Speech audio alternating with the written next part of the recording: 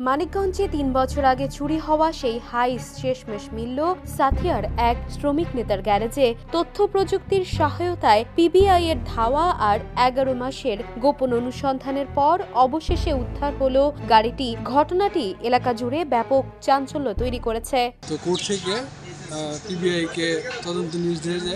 মানিকগঞ্জে police bureau of ইনভেস্টিগেশনের দক্ষ অনুসন্ধানে প্রায় ৩.৫ বছর ধরে লাপাত্তা থাকা একটি হাইস গাড়ি উদ্ধার করা হয়েছে। রোববার পাবনা জেলার সাথিয়া থানার একটি এলাকায় অভিযান চালিয়ে গাড়িটি জব্দ করেন পিবিআই ইন্সপেক্টর সুখেন্দু বসু নেতৃত্বাধীন একটি বিশেষ দল। মামলার নথি থেকে জানা যায় ২০২২ সালের ১ জুলাই মেহেদী হাসানের মালিকানাধীন হাইস গাড়িটি চালক আজাদ হোসেন বিপ্লব মালিকের পরিচয়ে প্রতারণা করে কুমিল্লার ১৪ গ্রামের এক ব্যক্তির কাছে বিক্রি করেন। ঘটনার পর মেহেদী হাসান মানিকগঞ্জ বিজ্ঞ জুডিশিয়াল ম্যাজিস্ট্রেট আদালতে একটি সিআর মামলা দায়ের করেন।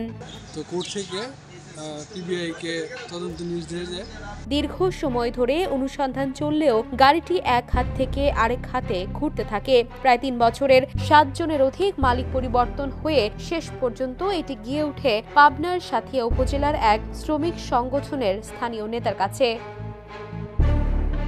মামলার তদন্ত শেষে পিবিআই চার্জশিট দাখিল করলে আদালত আলামত উদ্ধারের জন্য পুনরায় অনুসন্ধানের নির্দেশ দেন। নতুন করে দায়িত্ব পান ইন্সপেক্টর সুখেন্দু বসু।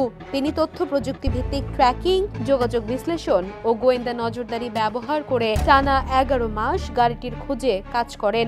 শেষ পর্যন্ত সাথিয়া এলাকায় গাড়িটির অবস্থান শনাক্ত করে সফল অভিযান চালান। তদন্ত করার পরে উনি আমার গাড়ি উদ্ধার করে।